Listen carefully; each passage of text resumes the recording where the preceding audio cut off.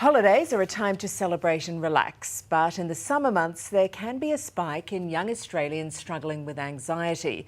But there is help out there.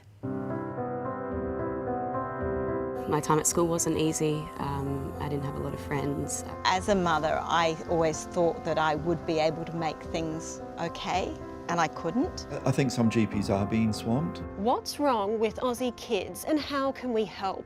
Bullying, mental health, family breakdowns. Counsellors are available at this hub 24/7, but already this year nearly 186,000 calls have gone unanswered. Molly is a picture of the girl next door, but as a teen she hid a dark pain. As I got older and social media came into play, the bullying started to come home with me as well. Taunts became harder to ignore. Mum Sue was battling leukemia. Molly was suffering from undiagnosed mental illness and struggling in silence. In retrospect, we can look back on the signs. An unhappiness with everything, an unwillingness to do things, unwillingness to change. It was horrendous, absolutely horrendous. We had no idea that she was suffering to that extent. Cyberbullying surged 63% in Australia in 2017. The disturbing trend can cause a raft of issues for kids, including anxiety and depression. The cost to Aussie taxpayers over the past 4 years, an estimated $30 million. It's not just one visit to a psychologist or one visit to a GP. By the time kids present for help, they often are looking at maybe 10 visits to a psychologist. In her darkest moments, Molly turned to Kids Helpline, Australia's only free 24-hour counselling service. It's a phone call that would save her life.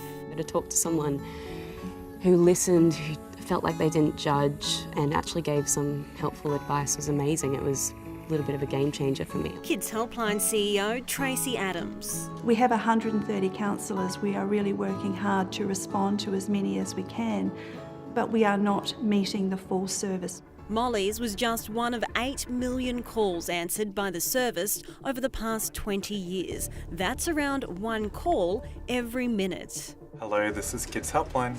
Counselling Centre Supervisor Leo Heed. It could be in a day you might be dealing with a call about bullying, or someone's had a fight with a friend or an argument with a parent. Between home and school, there's little escape for some children. The bullying doesn't stop at school, it comes home with you.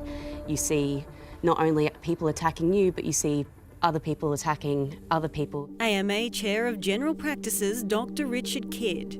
So they may become very isolated, depressed, their grades will fall, they might become withdrawn from their family. 378,000 Australians aged 14 to 25 were bullied online last year. Around 1/3 of those sought professional help, but alarmingly more than 50,000 remained silent. We need to start the conversation, and that can be very difficult. The suicide of bullied teen Dolly Everett, the little girl in the Akubra hat, gripped the heart of the nation. Dolly's parents, Kate and Tick, spoke exclusively with the Current Affair host Tracy Grimshaw about the loss of their beautiful daughter and their determination to help stop bullying. If someone had said 6 months ago that this would be our story, I would have said, no way. Dolly will never know the great pain and emptiness left behind. She had so much to live for. I wish she could see herself through my eyes and not through the eyes of the people that made her feel like that. The tragedy sparked a tireless campaign for change. You are not people who look for the limelight. Why have you decided to step up and do this? We decided there was gaps in the market because if there was help and she needed help, why didn't we find it? Why didn't she find it?